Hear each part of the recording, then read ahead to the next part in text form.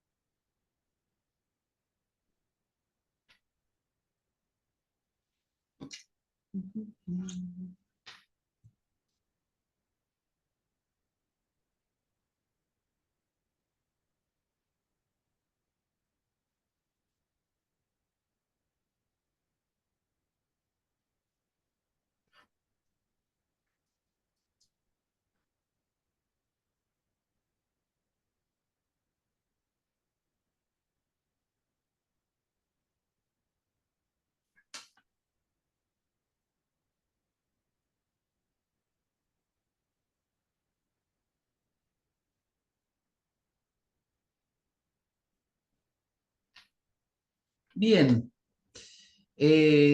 muy bien, para hacer honor a la puntualidad, aunque hayan pasado 4 minutos, vamos comenzando y tengo hoy el gusto de presentarles a Agustina Borella. Agustina es doctora en filosofía por la UBA con una tesis sobre epistemología de la economía y es licenciada además en filosofía por la Universidad del Norte de Santo Tomás de Aquino, miembro del Centro Friedman Hayek y profesora de lógica y filosofía de la ciencia, y hoy va a hablar de este tema que no sé cómo convencerlos de que es importantísimo, las cuestiones epistemológicas referidas al orden espontáneo en Hayek. Todos sabrán que el tema del orden espontáneo es fundamental en una visión liberal. Pero las cuestiones epistemológicas significan, bueno, ¿cómo es que llegamos a esa conclusión? ¿Por qué decimos lo que decimos? En ese sentido es importante. Es como un término técnico para responder a la pregunta, ¿de dónde sacás lo que estás diciendo? ¿No? Así que bueno, nada mejor que Agustina para que nos explique esta, para mí, en serio, importantísima cuestión. Así que, como siempre recuerden, hagan las preguntas en donde dice question and answers y yo luego faliblemente las voy coordinando. Agustina, todo tuyo. Bueno, buenas tardes. Vamos a empezar a presentar hoy este tema sobre cuestiones epistemológicas en relación al orden espontáneo en Hayek. Y vamos a comenzar señalando algunas cuestiones relativas a la vida del autor. Porque las preocupaciones epistemológicas, las preocupaciones en torno a la ciencia, acompañaron a Hayek desde siempre. Y un poco porque el clima en el que él creció era efectivamente un clima de ciencia, ¿no? De su padre recibe la influencia inicial y cierto interés también por la botánica, siendo Hayek eh, muy joven, había escrito un texto sobre orquídeas y también había recibido la influencia de su abuelo paterno, biólogo, que había escrito sobre temas relativos a la evolución. Sepan mi intención con contarles cómo fueron estos intereses en torno a la ciencia, eh, desarrollándose y desplegándose en su vida, bueno, nos va a ir introduciendo en estas cuestiones epistemológicas, ¿no? Que si bien habitualmente son más conocidas en el ámbito de ciencias sociales, bueno, van a ver también que no solo allí estaban presentes, para llegar entonces a ver cómo se ubica el tema del orden espontáneo en el marco de las ciencias sociales. No solo en economía, sino también bueno, tiene consecuencias en filosofía política y en filosofía social. Bien, pero entonces decíamos que había recibido influencia, además de su padre, de su abuelo paterno, que había escrito sobre textos relativos a la evolución en Darwin, y Hayek va a señalar que Hume había eh, influenciado en el abuelo de Charles Darwin y que el mismo Darwin Charles estaba leyendo a Adam Smith cuando estaba escribiendo su texto sobre evolución, ¿no? Y en particular que lo que estaba leyendo de Adam Smith era Essays in Philosophical Subjects y la teoría de los sentimientos morales. De, su, de su pasado en relación a su madre, bueno, su abuelo materno era economista, pero si bien podría haber tenido cierta influencia en nuestro autor de hoy, no la tuvo porque se murió cuando Hayek era un niño. Así que el clima intelectual familiar era un clima relativo a las ciencias, pero en particular a las ciencias naturales, ¿no? Tal vez curiosamente para algunos. Pero tan era así que muchos años después, Hayek diría de sí mismo que él era un aspirante a biólogo, que movido por las circunstancias de la guerra, había desplazado su interés hacia la economía. Siendo muy joven, en los años 20, escribe un texto sobre un texto conocido con el nombre de El manuscrito de 1920, que en realidad era un texto sobre el desarrollo de la conciencia y y ese texto lo escribe, a pesar de que era joven, lo escribe en reacción a un texto sobre el análisis de las sensaciones y los vínculos físicos y psíquicos que había escrito Ernst Mach hacia finales del 1800. Y este texto de Mach era verdaderamente importante porque esa era la filosofía, la de Mach, la filosofía de la ciencia natural em, reinante en la década del 20 al 30 y un poco más también, ¿no? Y era una filosofía de la ciencia eh, que por un lado Hayek describiría como un empirismo naive y era la filosofía de las ciencias que iba a recibir Moritz Schlick, que fue el fundador del Círculo de Viena, ¿no? De un neopositivismo lógico de la época, ¿no? Schlick fue sucesor de Mach en Viena. Y entonces ese era el clima de la filosofía natural de esa época. Sin embargo, Hayek, siendo ya muy joven, escribe un texto sobre el desarrollo de la conciencia em, en reacción a Mach, ¿no? Ese texto, que era en algún sentido de psicología de la percepción, em, en realidad, bueno, había un psicólogo que se llamaba Friedrich Jodl, que había escrito un manual de psicología hacia finales del siglo XIX, pero ya se había muerto. Y por otra parte, Adolf Storr, que se dedicaba a la psicología experimental y de la percepción, estaba muy enfermo y se estaba muriendo. Pero aún así lee este texto de este joven Hayek y lo anima a seguir adelante, ¿no? Lo alienta a seguir adelante. Así que en este clima de esta Viena de la primera parte del siglo XX, de esta filosofía naturalista presente en la Viena de la posguerra, bueno, se forma este autor con dos áreas grandes de interés inicialmente, que eran la psicología y el derecho. Estos temas relativos al desarrollo de la mente. em, en la guerra, Hayek sirvió como médico soldado y ahí cuentan algunos que atendió heridas en el cerebro y esto alimentó el interés de este autor en cómo funcionaba la mente, ¿no?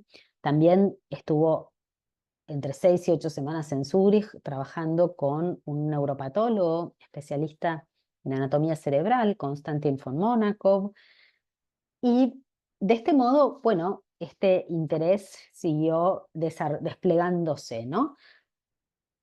Pero en, en la guerra, con los disturbios de la guerra, y además, como no había en esa época profesores de psicología en la universidad que fueran psicólogos, digamos, sino que la disciplina era enseñada por filósofos, bueno, finalmente decide dedicarse a la economía. Lo que lo atrapa del todo, estando en Italia en la guerra, es la lectura del texto del 71 de Menger. Y bueno, ahí se decide y entonces estudia ciencias jurídicas en la Universidad de Viena. Una vez que obtiene su título, em, piensa cómo ganarse la vida y finalmente opta por dedicarse los 25 siglos después la, a la economía. 25 años después, dije 25 siglos. Bueno, bien. Em, lo conoce a Mises en la oficina de reparaciones de guerra. Llega a verlo a Mises, que buscaba a alguien que trabajara allí. em, Llega a verlo con una carta de recomendación de Visser, donde lo presentaba a Hayek. Bueno, Hayek había sido estudiante de doctorado de Visser y lo presentaba a Hayek como un joven economista prometedor. Bueno, parece que Mises un poco se sorprende, se sonríe y le dice algo como: ¿cómo puede ser que no te haya visto en mis seminarios, en el seminario de la Cámara de Comercio? Bien, algunos dicen que a partir de allí Hayek empezó a asistir, otros dicen que asistió alguna vez. Bien, en principio Mises no llevaba un registro de quienes estaban realmente en ese seminario de los viernes. Em, Mises tuvo, sin dudas, una influencia decisiva en su desarrollo y en particular la lectura del libro del 22, del socialismo. Hayek dice que a partir de esa lectura, bueno, eso hizo cambiar su concepción del mundo y que nunca más pudo volver atrás. Y no solo lo dice él, sino que dice algo así como que era lo que comúnmente les ocurría a los que en esa época leían ese texto. Entre el 31 y el 49 se desempeña en la London School of Economics y en el 50, ¿no? Bueno, acepta esta posibilidad de irse a, a Chicago, donde va a trabajar como profesor de ciencia moral y social, pero entre tanto Hayek había publicado en el 44 Camino de Servidumbre y pensó Hayek que con esa publicación y el impacto que había tenido, em, se había desacreditado su imagen, su reputación en el mundo académico. Entonces, cuando piensa en volver a Chicago, en ir a Chicago, em, intenta ver cómo podía recuperar un poco esta reputación que él creía que había sido dañada con la publicación del 44. Y entonces ahí retoma ese texto de sus años de juventud, del manuscrito de 1920, y en la segunda parte de los años 40 empieza a trabajar en ese texto, intentando desarrollar un texto escribir un texto puramente científico sobre el funcionamiento del cerebro, de la mente, ¿no?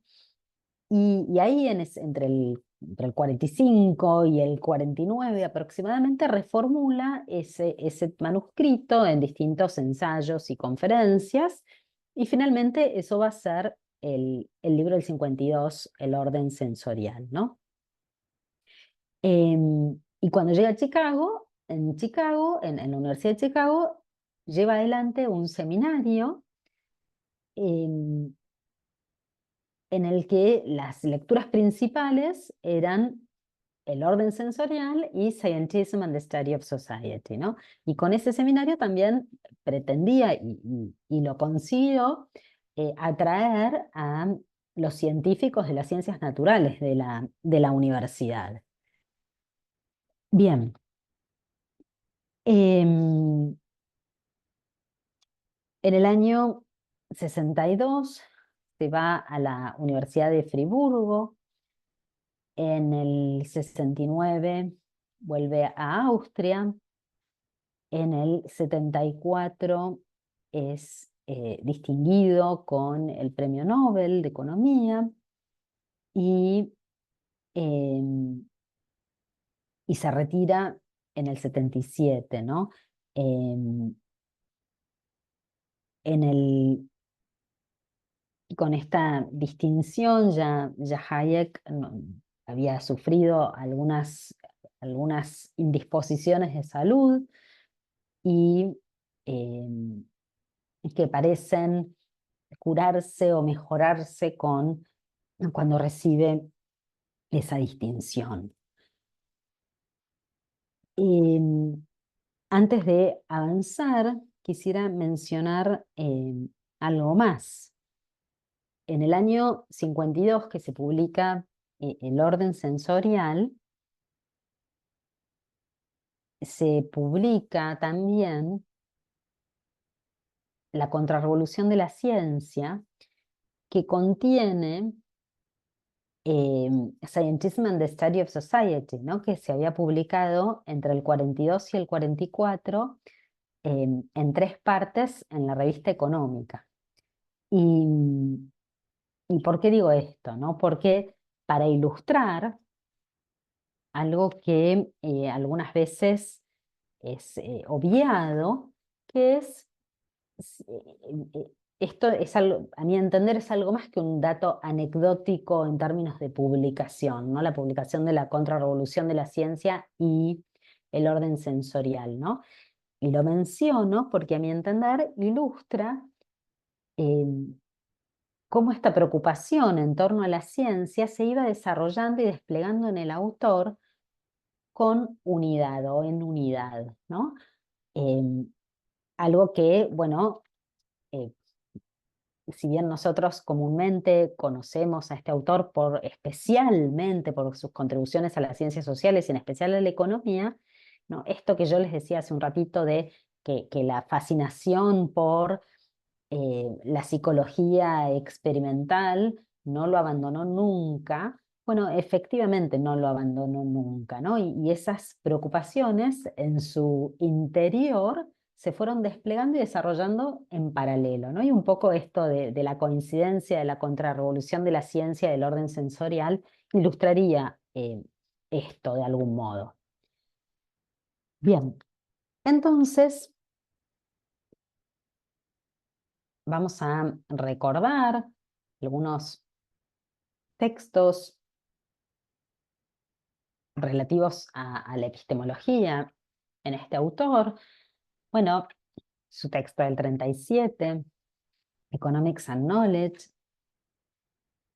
su texto del 42, Scientism and the Study of Society, del 43, The Facts of the Social Sciences, del 45, El uso del conocimiento en la sociedad, del 46, The Meaning of Competition, del 55, Grados de explicación, del 64, la teoría de los fenómenos complejos, del 68, Competition as a Discovery Procedure, y la primacía de lo abstracto también del 68.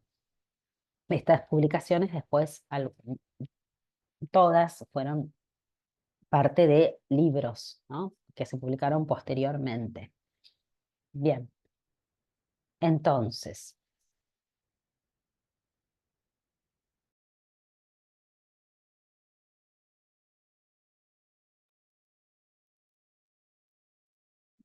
recordemos cuál es el contexto epistemológico del orden espontáneo, ¿no? Si bien el orden espontáneo es uno de los supuestos ontológicos fundamentales del desarrollo teórico de Hayek, esa noción no se da separada ni aisladamente respecto de todo el marco epistemológico. Entonces, ¿cuál es el marco epistemológico en el que está ubicada la noción de orden espontáneo? Recordemos algunos elementos entonces de esto. El primero, vamos a referirnos entonces a el problema del conocimiento. Recordemos que el conocimiento en Hayek es esencialmente limitado. Nosotros disponemos de fragmentos dispersos de conocimiento incompleto y este conocimiento nunca existe en forma concentrada y además ignoramos el conocimiento total, ¿no?, el conocimiento del resto. No es, cuando él habla del conocimiento, no es el conocimiento de la ciencia ni de uno experto, es un conocimiento desorganizado, de circunstancias particulares, de tiempo y espacio. Y como es ese el conocimiento al que se refiere nuestro autor, entonces va a decir que cada uno de nosotros posee cierta ventaja, porque en algún sentido poseemos conocimiento o información única, entonces en ese sentido poseemos cierta ventaja respecto de los otros. Y va a señalar también que el problema de la división del conocimiento es central al problema de la economía como ciencia social, ¿no?, haciendo cierta analogía con el tema de la división del trabajo.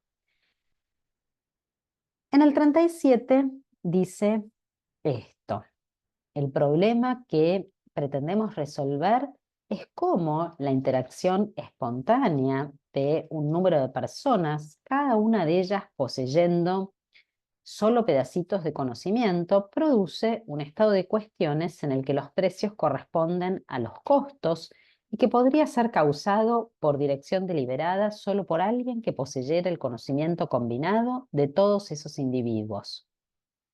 Y va a decir en la misma obra un poquito más adelante: ¿cómo puede la combinación de fragmentos de conocimiento existentes en mentes diferentes producir resultados que, si se produjeran deliberadamente, requerirían un conocimiento de parte de la mente directriz que ninguna persona sola puede poseer?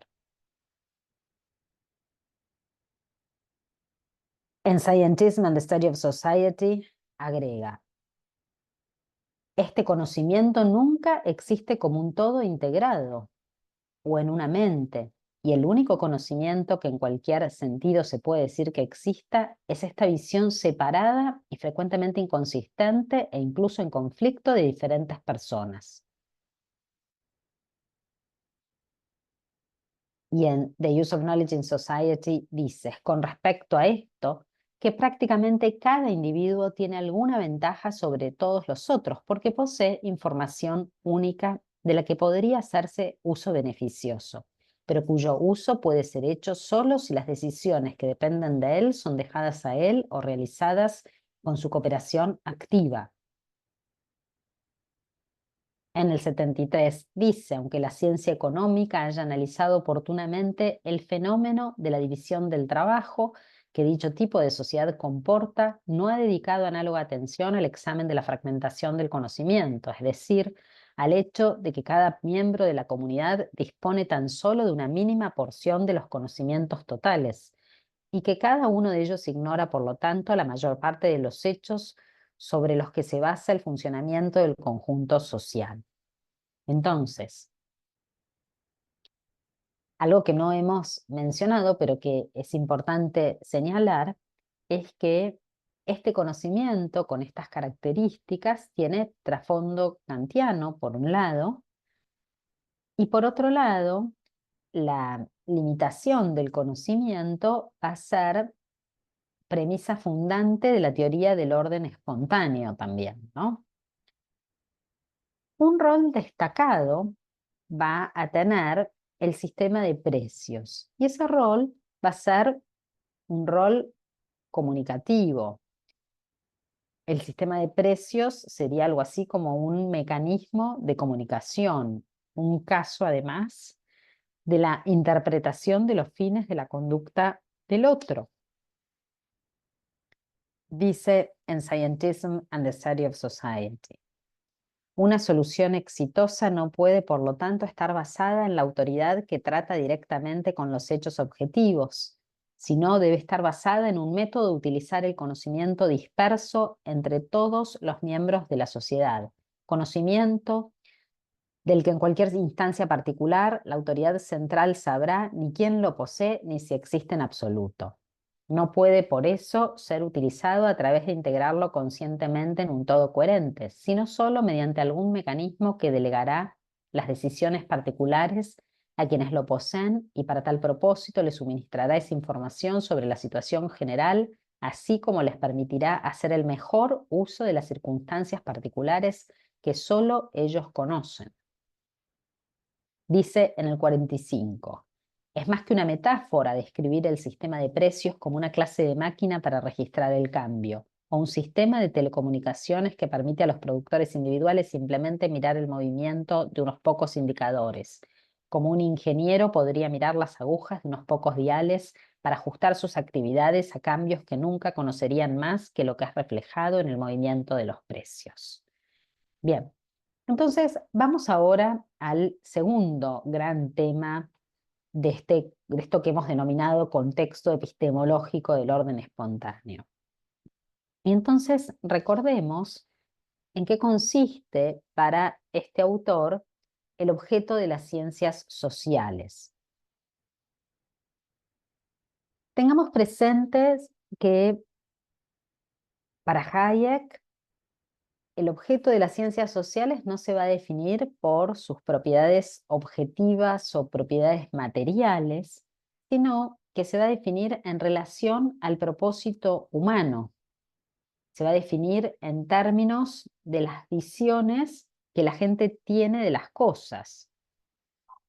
Este objeto está dado por las interacciones humanas, que se definen a su vez por el fin de la interacción. Y entonces, si pensamos en términos de los hechos de las ciencias sociales, ¿no? Como su texto del 43, en este sentido, Hayek va a decir que no hay hechos en ciencias sociales al modo de los llamados hechos de las ciencias naturales. También va a señalar que no hay datos dados, que los hechos de las ciencias sociales son las intenciones, las ideas que las personas tienen de su interacción social, lo que la gente piensa que son. Estos objetos, decíamos que se definen en términos de las visiones de la gente, de las creencias de las personas. Y este objeto, entonces, de las ciencias sociales está dado por la intencionalidad de la acción humana que está presente en esa interacción. Veamos entonces cómo se refiere a esto.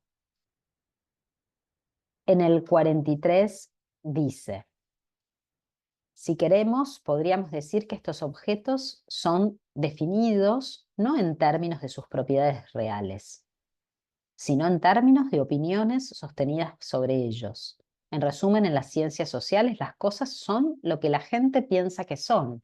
El dinero es dinero, una palabra es una palabra, un cosmético es un cosmético, sí y porque alguien piensa que lo son. Dice además: los economistas parecen subconscientemente haber estado siempre un poco incómodos sobre este punto, ¿no? Esto es en el 37. Y haberse tranquilizado a sí mismos el sentimiento de que no sabían muy bien a quién le eran dados los hechos, entendiendo el hecho de que fueron dados incluso usando tales expresiones pleonásticas como datos dados. Y en Hayek sobre Hayek dice: pero en última instancia, naturalmente, se remonta al supuesto de que los economistas llaman pleonásticamente datos dados, ese concepto ridículo que, si se asume la ficción de que se conocen todos los hechos, la conclusión que se deriva de este supuesto puede aplicarse directamente al mundo. Todo mi pensamiento sobre esto empezó con mi antiguo amigo Freddie Benham bromeando sobre los economistas, hablando acerca de los datos dados solo para asegurarse a sí mismos que lo que fue dado realmente fue dado. Eso me llevó en parte a preguntar a quién eran dados realmente los datos. A nosotros. Eran, por supuesto, dados a nadie. El economista asume que los datos son dados a él, pero eso es ficción. De hecho, no hay nadie que conozca todos los datos o todo el proceso. Y eso es lo que me llevó en los años 30 a la idea de que todo el problema era la utilización de la información dispersa entre miles de personas y no procesada por nadie. Dice en el 43 también: argumentaré que lo que llamamos hechos sociales no son más hechos en la acepción específica que tiene el término en las ciencias naturales, que las acciones individuales o sus objetos, que más bien los llamados hechos, son precisamente modelos mentales que construimos a partir de elementos que encontramos en nuestras propias mentes. No vean ahí el elemento kantiano, ¿no? De la misma clase que lo que construimos en las ciencias sociales teóricas. De esta manera, lo que hacemos en aquellas ciencias es, en sentido lógico, exactamente lo mismo que hacemos siempre, cuando hablamos de un estado o una comunidad, un idioma o un mercado, con la única diferencia de que hacemos explícito lo que en el lenguaje cotidiano está implícito o es vago. Dice también en el 43. Los fenómenos, está hablando de los fenómenos sociales, ¿no? No son accesibles únicamente porque podemos comprender lo que nos dicen disculpen, nos son accesibles únicamente porque podemos comprender lo que nos dicen otras personas y lo hacemos interpretando las intenciones y los planes de otros. No son hechos físicos, sino que los elementos a partir de los cuales los reproducimos siempre son categorías familiares a nuestra propia mente. Allí donde no pudiéramos interpretar lo que conocemos acerca de otras personas por analogía con nuestra propia mente, la historia dejaría de ser historia humana. Bien, entonces esto respecto de el objeto de las ciencias sociales. En cuanto a la cuestión metodológica, bueno, la cuestión metodológica tiene un lugar especial en nuestro autor, y con alguna particularidad, además, que ha dado lugar a distintas interpretaciones también, ¿no? La particularidad que tiene el tema del método en Hayek es que Hayek, que especialmente en este punto, Hayek no pensó siempre igual. En el 42 va a sostener algo así como un dualismo metodológico, ¿no? El método inductivo para las ciencias naturales y el método hipotético deductivo para las ciencias sociales. Pero en el 55, en grados de explicación, va a mantener el método hipotético deductivo para todas las ciencias. Autores como Hutcheson van a señalar que esto llevaría a distinguir dos, dos Hayek. Uno, el del 42 y otro, el del 55. ¿Por qué? Bueno, porque esta distinción reflejaría las influencias recibidas por el autor, ¿no? En esta primera etapa, la del 42, con este dualismo, método inductivo para las ciencias naturales, método hipotético deductivo para las sociales, reflejaría la influencia, una mayor influencia en Hayek de Mises y de Visser, y la idea del 55, una mayor influencia de Popper.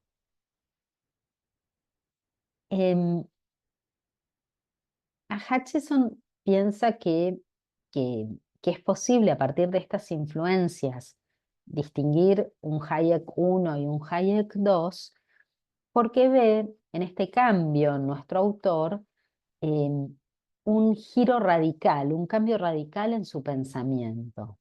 Ahora, si bien autores como Hutcheson sostienen esto, eh, Bruce Caldwell va a sostener que no es así. No que no es así las influencias recibidas, ni no que no es así el cambio en lo metodológico, sino que lo que no es así, piensa Caldwell, es que esto debe interpretarse como un giro total en el pensamiento del autor. Caldwell entiende eh, que no se da en Hayek un cambio radical en su pensamiento respecto de lo metodológico, sino que el pensamiento mismo de Hayek es un pensamiento que está permanentemente en transformación, ¿no? Bien.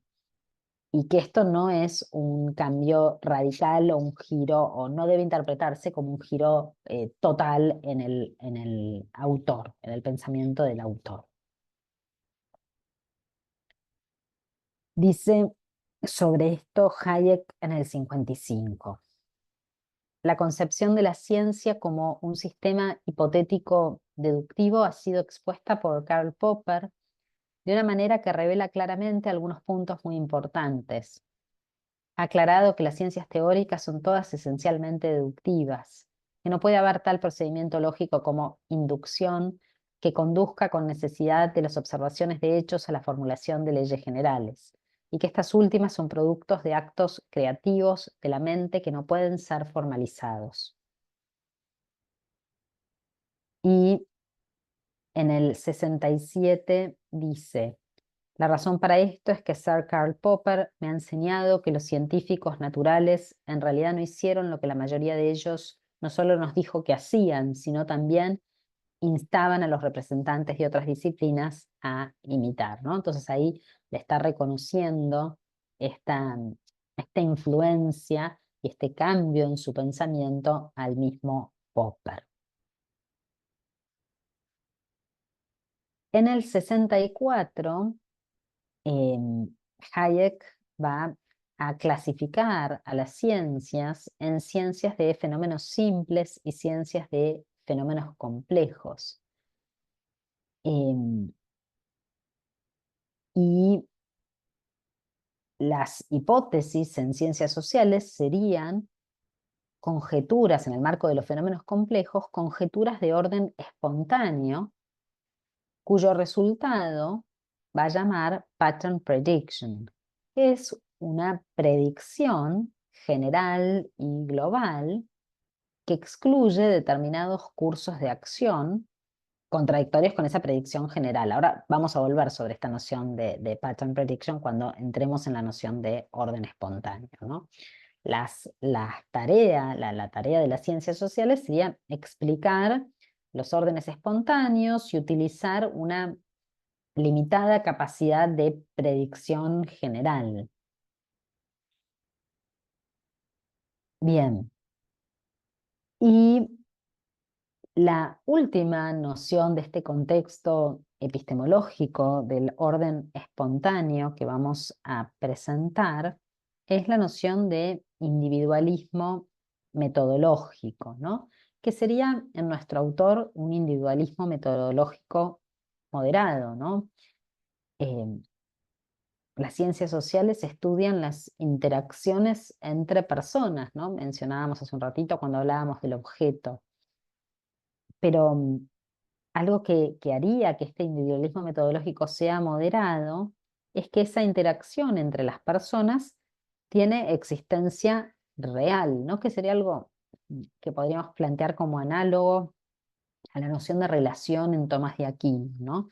Donde la relación sería algo más que las individualidades, ¿no? Y en este individualismo metodológico, por supuesto, es contrario a un colectivismo metodológico donde los términos colectivos tendrían entidad propia, ¿no? De algún modo. Bueno, en el marco de un individualismo metodológico esto no es posible, ¿no?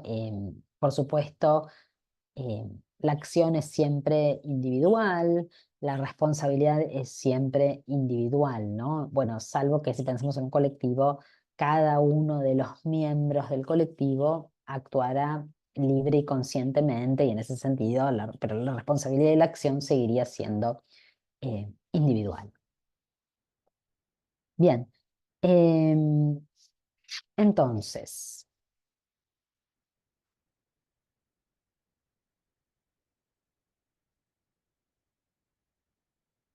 entonces, ¿cuáles son los antecedentes de la noción de orden espontáneo? Bueno, los antecedentes están hay que buscarlos en la escuela escocesa de Hume, Smith, Ferguson, y vamos a eh, distinguir con nuestro autor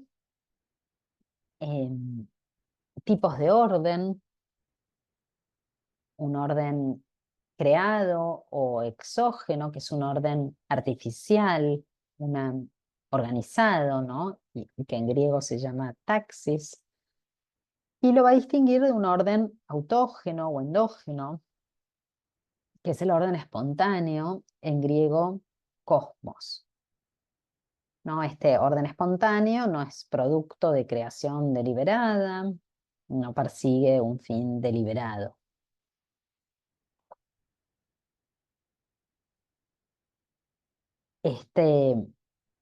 Esta noción de orden, algunos han sostenido que es una noción que está presente en,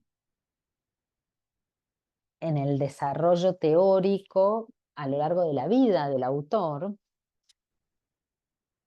y que si bien se enuncia tal vez algo tardíamente, explícitamente en su obra, sin embargo, de algún modo, es una noción que siempre estuvo ahí, ¿no? Em, por un lado, antes de los 60, cuando se explicita esta distinción, ya en sus textos sobre la mente, había escrito que la mente era orden y era orden espontáneo. Em, Incluso los que sostienen que esta idea de orden espontáneo de algún modo estuvo siempre o se fue gestando durante mucho tiempo en la maduración de su pensamiento, algunos dicen que eso estaba cuando Hayek escribe un texto que se llama Dos tipos de mente, que se publica en Nuevos Estudios, y ahí se refiere a un tipo de mente en la que dice esto, dice de la gente que tiene este tipo de mente, dice Hayek, muchas de sus ideas particulares en campos diferentes pueden surgir de una concepción singular más general de la que no son conscientes, pero que como la semejanza de su enfoque de cuestiones separadas podrán descubrir más tarde con sorpresa, ¿no? Como algo así que una idea que se va gestando de algún modo inconscientemente, pero que en retrospectiva se advierte que eso estaba ahí, ¿no? Y algunos dicen que cuando Hayek distingue esto que llama dos tipos de mente y se refiere a este tipo de mente que acabo de leerles, estaba hablando de su propia mente, y algunos dicen que esta descripción que él hace de la mente, de que sería su propia mente, sería aplicable a cómo se fue gestando o qué pasó con esta noción de orden espontáneo en su desarrollo teórico, ¿no? En la maduración personal, si se quiere, de esta noción, ¿no? Como si fuera una noción que o bien siempre estuvo ahí o se fue gestando muy tempranamente, pero se adquirió conciencia de ella más tardíamente. Bien, respecto del orden del mundo social, va em, a señalar Hayek que el orden social solo es parcialmente resultado del designio humano,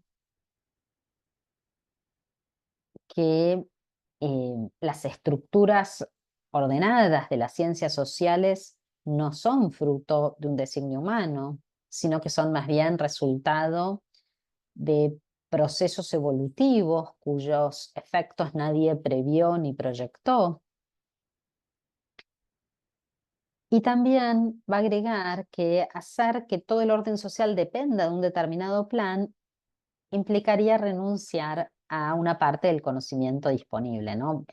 Vinculen esto a lo que decíamos sobre el problema del conocimiento más temprano, ¿no?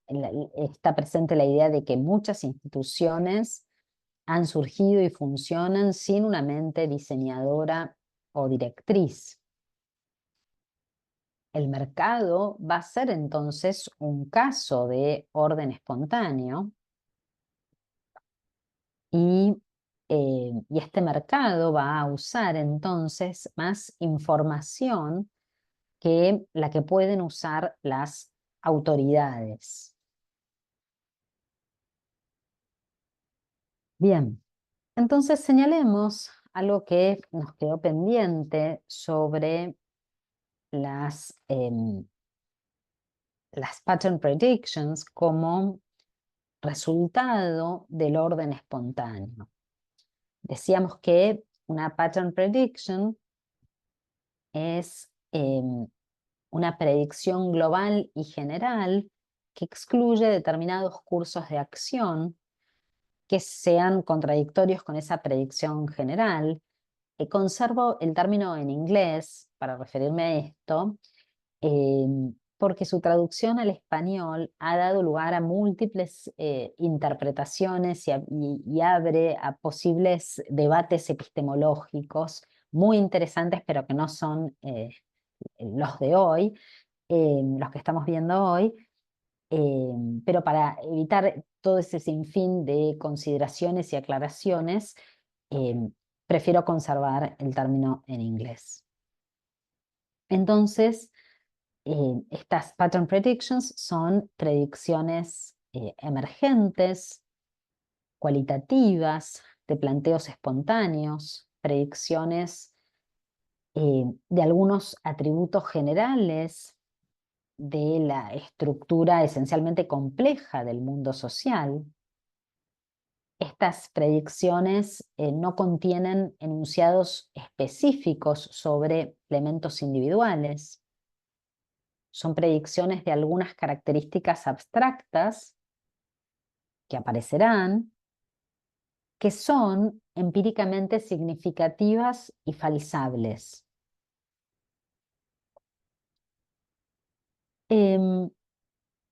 Las pattern predictions capturan y expresan regularidades en el mundo. Y respecto del alcance de las pattern predictions, Hayek va a decir que es una herramienta que permite predecir un patrón que aparecerá en determinadas circunstancias.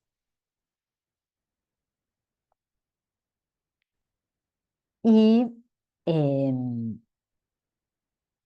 esta pattern prediction es falsable de cierta clase, pero no es una predicción singular. Permite la pattern prediction reconocer rasgos similares a través justamente de un patrón. Y esta pattern prediction se va a producir de ocurrir determinadas condiciones generales. Otra vez decíamos, es una predicción de cierto tipo, pero no es una predicción singular.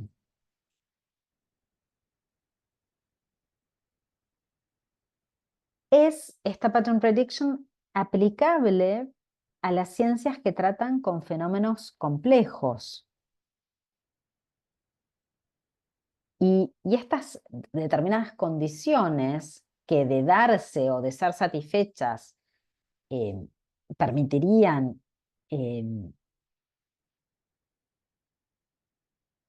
capturar esa regularidad, son supuestos generales y fácticos, ¿no? Entonces estas pattern predictions aíslan patrones recurrentes que, esto es importante, que va a decir que encontramos en el mundo real.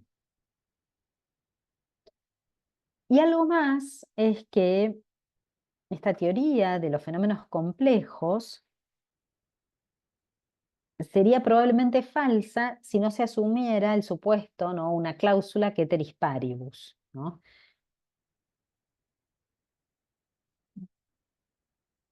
Por último, en estas ciencias de fenómenos complejos no va a ser aplicable tampoco el término de ley, ¿no? Algo que es relativamente común de decir respecto de las ciencias sociales en general.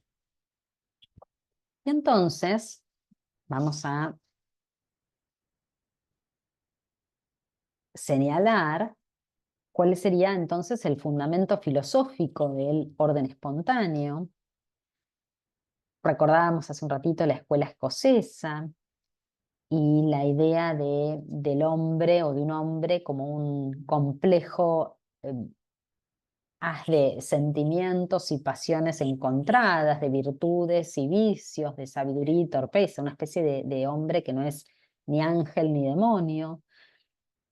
Es un hombre que actúa por interés, que tiene conocimiento limitado, y además se asume que que los recursos para satisfacer todos los deseos son escasos, ¿no? Pero a pesar de todo esto, que podría hacer pensar que no es posible la creación de riqueza, ella fue posible, pero no a causa de un plan deliberado. En esta influencia de la escuela escocesa, ¿no? También podemos encontrarla en la idea de que parte de las instituciones son resultado de las acciones humanas, ¿no? Esa famosa frase, pero no del designio humano, ¿no? Bien. En cuanto a a la influencia de Kant como fundamento filosófico, bueno, la idea de que el orden en el mundo es producto de nuestras categorías mentales con las que estructuramos el universo, la idea de que el conocimiento es un proceso falible y permanente de clasificación de lo particular en esquemas ordenados a priori, fruto de la evolución, y, y también la idea en Hayek de las disposiciones innatas de aprendizaje, que son en Hayek el lenguaje, la etología y la precedencia de la teoría respecto de la observación. Y quería mostrarles sobre la influencia de Kant. Hayek dice, en la primacía de lo abstracto.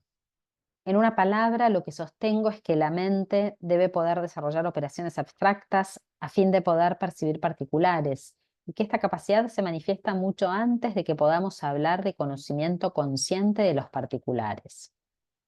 Y dice también, nuestra percepción del mundo exterior la hace posible la mente, que posee una capacidad organizativa, ¿no? Ahí vemos entonces la influencia de Kant. Y en estas disposiciones innatas de aprendizaje que enumera Hayek, la última que yo mencioné es la presencia de la teoría respecto de la observación, y ahí se ve no solo la influencia de Kant, como leíamos recién, sino también, sin dudas, la influencia de Popper con esa idea, ¿no?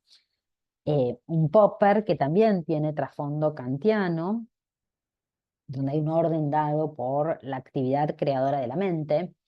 No es a ver, es el trasfondo que tienen estos autores filosóficos.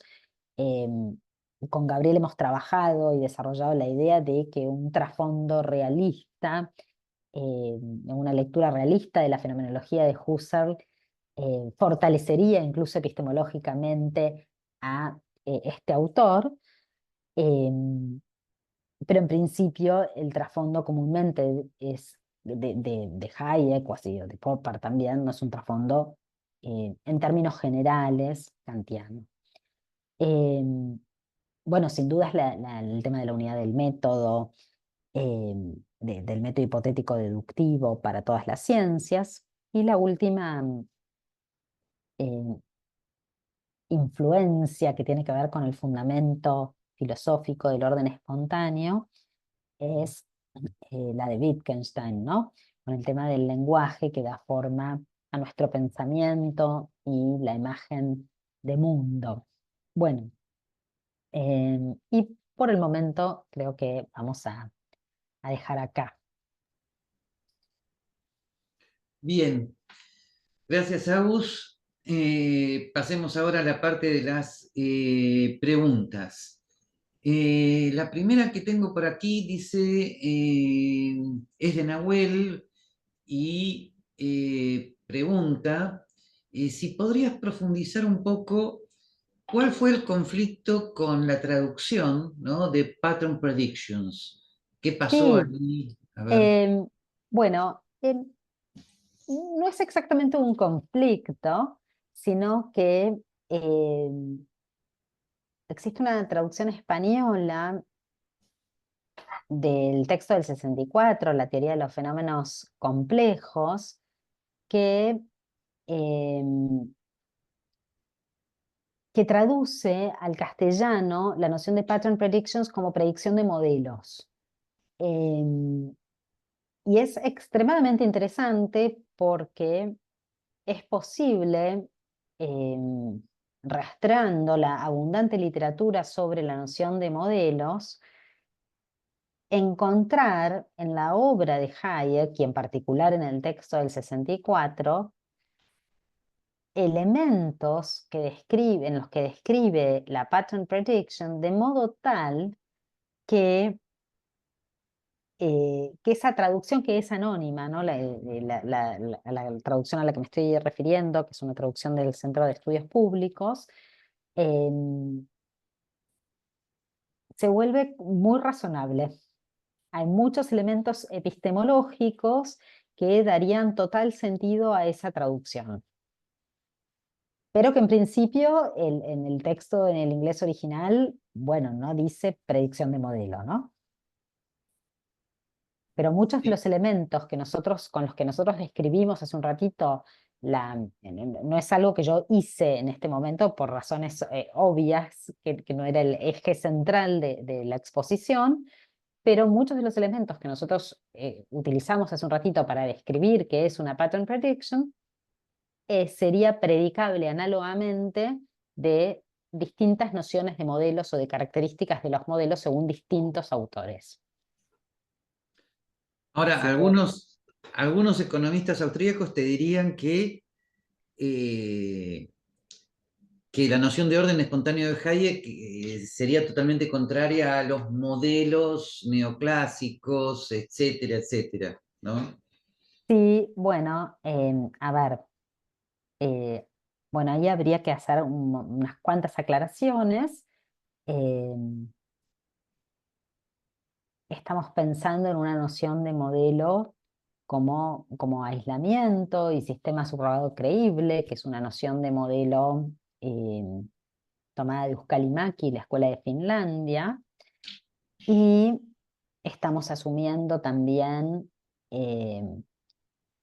a Friedman del 53, ¿no? El texto de la metodología de la economía positiva, donde se asume que, o por lo menos la lectura habitual del texto es, dice llanamente a Friedman diciendo, los supuestos no son nunca realistas, lo que importa es que sirvan al propósito en que se tiene entre manos. Eh, y estamos asumiendo lo que Maslow'p en alguna entrevista va a llamar la formulación IFI, ¿no? De los modelos, que es if tal cosa, then tal otra, ¿no? Si se dan determinados supuestos, luego, bueno. Y en ese contexto, inicialmente con Gabriel, nosotros hemos trabajado en la posibilidad de entender o presentar la teoría de mercado como proceso, como modelo, donde los supuestos serían precios, libre entrada al mercado y tendencia al aprendizaje, ¿no? Si se dan estos tres, entonces el mercado tiende a una mayor, nunca perfecta coordinación, ¿no? ¿Cuál es el sentido de todo esto? Bueno, más de uno. Vos, Gabriel, después te cedo la palabra si querés agregar algo en este punto. Por un lado, em, si si la escuela austríaca de algún modo podría o trabaja con modelos, entonces participaría del debate epistemológico en torno a los modelos y su realismo. Por supuesto que eso implicaría también eh, enfrentar o responder a los problemas de ese debate, ¿no? Bueno, si estos son los supuestos de la escuela austríaca, bueno, ¿qué tan realistas son y demás? Y tenemos alguna respuesta por ahí para dar para eso, pero tal vez no sé si podremos mencionar algo hoy. Y lo segundo sería eh, que este intento de acercamiento de esto que Gabriel planteaba recién como escuelas que en este punto están desencontradas, eh, bueno, eh, el desarrollo de la historia de las ideas, tanto en la filosofía como en la ciencia, es un desarrollo que tiene que ver con, y si no lo tiene, que debiera tener que ver con el diálogo y la discusión de quienes mantienen posiciones diferentes, ¿no? Y que eso contribuya al aumento del conocimiento del mundo, ¿no? De este mundo que no se nos presenta comúnmente como de manera clara y distintamente, ¿no? esas contribuciones tanto de la filosofía como de la ciencia, eh, a mi entender, en la historia es una historia de diálogo y de discusión, y entonces tiene que ver con el espíritu dialógico o con la razón dialógica propia de la filosofía y de la ciencia. Y en ese sentido vale la pena sin dudas. Pero si te preguntaran qué tan realistas son los supuestos del modelo de la escuela austríaca, que algo ya dijiste en la charla, ¿no? Sí, a ver, por un lado, y prometo que con esto no estoy esquivando la pregunta, por un lado, recordar a Friedman que decíamos recién, a Friedman diciendo, paren de preguntarse eso, los supuestos no son nunca realistas.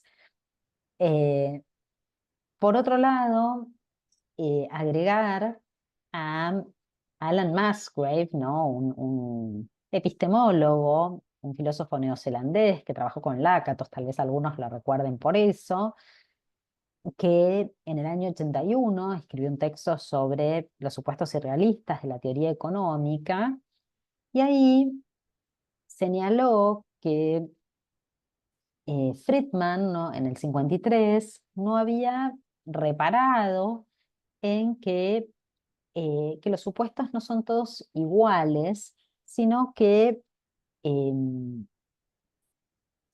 que cumplen distintos roles y tienen distintas funciones. Y lo que había que juzgar, según Alan Musgrave, es la función que cumplen, si cumplen su función, ¿no? Y hace un ratito yo les decía que la noción de modelo era la noción de Mackey, que es la noción de aislamiento. A ver, es la noción de Mackey, pero no es solo de Mackey, ¿no? La idea de que el modelo aísla tiene más años, no viene de más lejos también. Mackey desarrolla una noción que es esa de modelos como aislamientos y sistemas subrogados creíbles. Pero que un modelo o una teoría aíslan, eso tiene mucho tiempo, ¿no? Detrás. Incluso ya estaba de algún modo en el texto del 78 de Ibart y Valerian sobre Economic Models, un texto muy, muy importante, aunque para los tiempos que corren alguno podría juzgarlo un tanto antiguo, pero en ese texto se funda toda la literatura posterior y la más reciente también. Y esa idea de aislamiento también está ahí, ¿no? Y entonces, ¿cuál es la función que cumplen los supuestos de los modelos? Contribuyen al aislamiento, ¿no? En Mackey capturan los mecanismos que explican los fenómenos sociales. Un mecanismo, para usar un lenguaje tal vez más cercano conforme a la tradición cultural nuestra, sería una causa, ¿no? Para decirlo de la manera más sencilla posible, ¿no? Entonces, si el modelo contribuye a capturar lo que causa el fenómeno social, eso por un lado. Y por otro lado, ¿cuál es el fundamento filosófico de esos supuestos? Claro que entonces no sería, y acá Gabriel, si quieres agregar algo, no sería un debate eh, empírico, ¿no? Es un debate teórico. Bueno, ¿cuáles son los fundamentos detrás de los supuestos ontológicos de este modelo? Em, pero las preguntas por opciones ontológicas, muchos han señalado em, que si bien se puede argumentar y se puede argumentar mejor o peor respecto de opciones ontológicas, no existen argumentos concluyentes y a la base hay una opción fundamental. Bien. Pero esa opción fundamental, ¿qué sería? Antropología filosófica en última instancia. Eh, Esa La opción noción, fundamental es una opción por una concepción de mundo, una concepción de mundo social donde hay también una concepción del ser humano. sin dudas. A ver, pero sin dudas que hay argumentos mejores y peores, ¿no? Un ejemplo explícito de eso es Popper, ¿no? que tenía plena conciencia de eso, pero escribe, bueno, estos famosos argumentos para probar que hay mundo, contra el idealismo. ¿No? Ah, sí, sí. Eh, Correcto. bien, espero Ahora, haber señalado algo ok. sobre Ahora la la pregunta. pregunta del millón. ¿Todavía hoy subsiste en los ambientes de la escuela austríaca eh, la opinión de que este Hayek que has explicado es contradictorio eh, con los supuestos a priori de la economía, con la economía como la presentaría Mises o como la presenta Rothbard, que es totalmente a priori y que no necesita meterse en todos estos circunloquios del método hipotético deductivo, etcétera, etcétera? Bueno, em, a ver, eh, por un lado, voy a tratar de ser breve señalando dos puntos, uno de cada Mm, autor. A ver, por un lado, em, pienso en Mises y sus condiciones del mundo real, em, mm, y por otro lado, a Mises diciendo que su idea era no escribir algo que fuera mera gimnasia mental. ujú, Bien. Y por otro lado, de Hayek, recordar del 37 la referencia a la tendencia al aprendizaje como una hipótesis auxiliar o subsidiaria, ¿no? Y eso tiene carácter empírico. Si estamos hablando de una hipótesis, ujú. bien, esto no es tanto para entrar en una aguerrida controversia, pero sí también permitiría otra vez acercar a los autores a los debates epistemológicos. Em, Eh, bueno, ¿no? Y esto vos, Gabriel, lo has trabajado también con Kolaska Janowski, Ujú. ¿no? Esta lectura Majlup de Mises. Sí, sí. Bueno, ¿no? Mises también Mises, perdón, Majlup también podría mencionarse respecto de la contribución de los en torno a los supuestos, ¿no?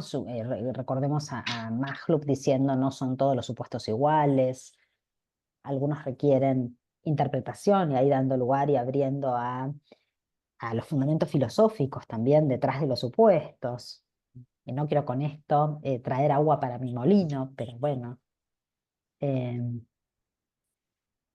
No, no, porque justamente ahí es donde Maslow dice que él dice su única, yo diría su gran diferencia con Friedman es el tema de los fundamentos filosóficos de bien, los modelos. así es. Eh, ok, hay una pregunta adicional de John que te la leo completa.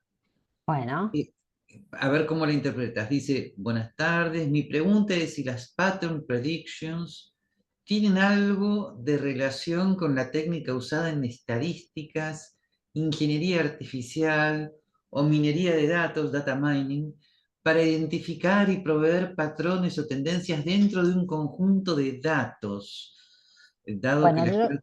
Sí, dale. perdón, pensé que Termina justo diciendo, dado que la escuela austríaca no usa matemáticas y este concepto parecería ser de ingeniería o estadística.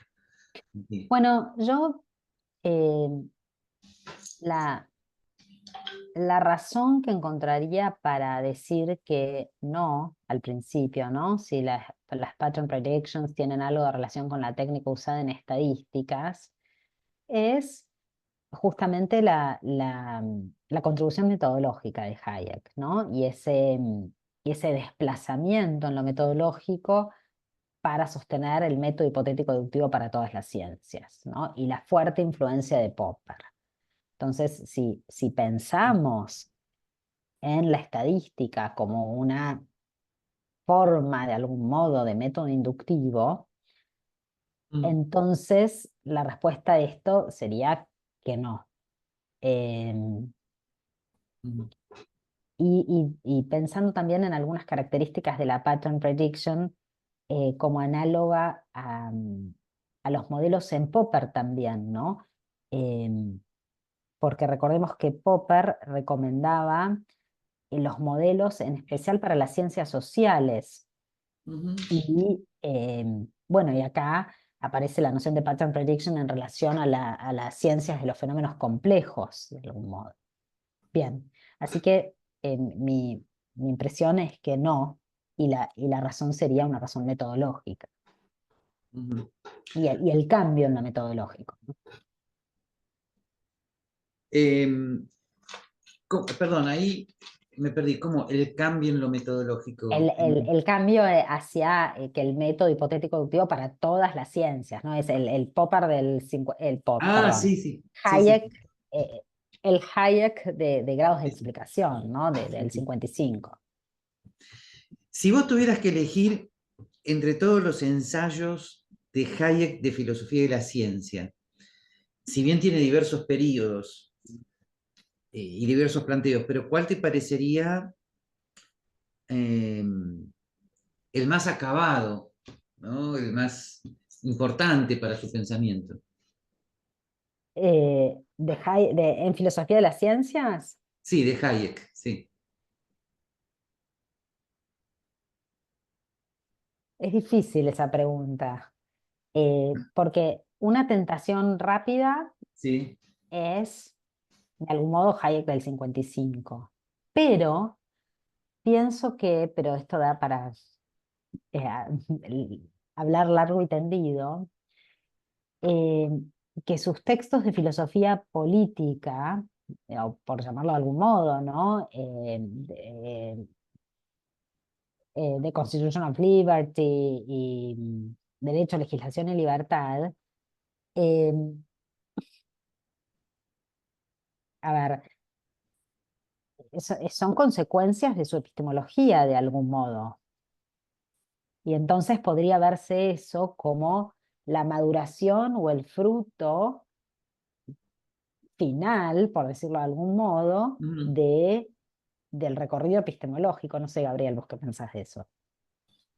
Ok, entiendo, entiendo. Está bien, está Y en ese bien. sentido sería ese Popper filósofo político tardío, digo, más tardío digo para no hablar de camino de servidumbre, si querés, ¿no? De tardío para pensar en un Hayek del 60, del 73. Ok, ok, entiendo. Está bien. Eh, Ahora, pero ese Hayek tardío, ¿no? Ese Hayek, si querés, de Law, Legislation and Liberty, eh, ya es un Hayek que escribe directamente de filosofía política y no sé en qué medida él está recordando sus cuestiones de epistemología cuando ya escribe de filosofía política, ¿no? Habría como que, sí, Ok, entiendo, pero eh, yo pensaba sí, por ejemplo, ¿no? Así sí, algo que tengo así, más presente en este momento, ¿no? Por ejemplo, en su distinción en estas dos obras también del liberalismo inglés y el liberalismo sí, francés, sí, y es imposible no ver el fondo claro, epistemológico en la claro, misma caracterización que hace de las dos tradiciones. O bueno, claro. tal vez sea un vicio profesional. No, no, Digo, está bien, a mí porque, me resulta imposible no leer ahí cuando leo no, claro, eso su porque en el epistemología. liberalismo constructivista hay una pretensión de conocimiento que en el otro no, ¿no? Claro, y el tema de la Así, racionalidad, no, eh, bueno, la espontaneidad, sin ir más ujú, lejos, la no, bueno, claro, la no dirección, la ausencia de mente directriz, una razón dialógica, bueno, en ese sentido lo pensaba también. ok, ok, está Pero bien. reconozco que también puede ser un vicio profesional, que uno tiene más No, no, está eh, bien, pero presente. comparto el vicio profesional, está bien. Eso es cierto. Ok, ok, está bien, está bien. Este, y de los artículos cortos que Hayek tiene escritos para epistemología de la economía, Mm. ahí, ¿cuál recomendarías para comenzar? para comenzar, conocimiento y Economics and Knowledge, economía y conocimiento. Ese, Ujú. y probablemente también The Use of Knowledge in Society. Y Ok, después, pero sí, ¿qué habría en ese artículo que es tan decisivo? es que mi impresión es que el texto del 37 es como, eh, tiene un cierto carácter seminal, ¿no? Y que después se va abriendo en todo lo que Ujú. sigue. Tal vez sea demasiado, pero un poco lo veo así. Ok, ok. Hay mucho ahí contenido que después se va a desplegar. Y el texto del 45 como complementario de ese texto, ¿no? Lo veo un poco ¿Te así. referís a The Use of Knowledge in Sí, Society? sí. Ok. Y después algunas hay, bueno, pero ya por fuera de artículos, Hayek con Hayek es algo lindo para leer también, me parece. Bueno, después hay literatura secundaria muy interesante, ¿no? Bueno, como Bruce Caldwell en todas sus formas. Eh, si lo De vamos a llamar la, secundaria. de, espera, 3 segundos, ¿eh? Eh, de la bibliografía secundaria, ¿tenés alguna recomendación? Em, bueno, sí. Bueno, podría ser Caldwell, yo citaba recién, ¿no? Lo que pasa que, bueno, Hayek's Challenge, eso está traducido al castellano. Y después, bueno, después está el otro libro más reciente de Caldwell, ¿no? Sobre Hayek. ¿Hayek Challenge ya está traducido al español? Sí, sí, Ah, sí. ok. No recuerdo exactamente no recuerdo si se tradujo como los desafíos de Hayek o algo así. Ah, sí, sí, pero coincido con vos en que es un excelente libro, ¿no? Sí, Sí, sí, sí. sí, sí, creo que Caldwell Ok, como historiador, sí. ok, ok. Y además como teórico, no solo como historiador, digamos. Está bien. Mm. Bueno, muy bien. Bien, vamos cerrando. Y bien, agradecemos enormemente a Agustina por esta charla. Recordando que el martes que viene seguimos con temas esenciales al liberalismo, ¿ok? Y bien, en principio nada más. Este, Me encanta tu acto fallido del principio, De las 25 siglas. que Hayek haya escrito durante 25 siglos más, la verdad, bueno, esperemos que, Que le haya dedicado, yo dije, a la economía, claro, ¿no? claro, sí, Y sí, sí, bueno, bueno, probablemente tenga que ver con la influencia ejercida del autor, ¿no? sí, sí, sí, O sí, a sí. ejercer, la influencia que va a ejercer. Es una gran fecundidad en su programa de investigación, sí, sí, sí, ok, Exactamente. bien. Bueno, Agustina, enormes gracias, No, a ustedes. bien, y los convoco a todos para el martes que viene. Muchas gracias. Muchas Hasta luego. gracias. Adiós. Ok, chao, chao.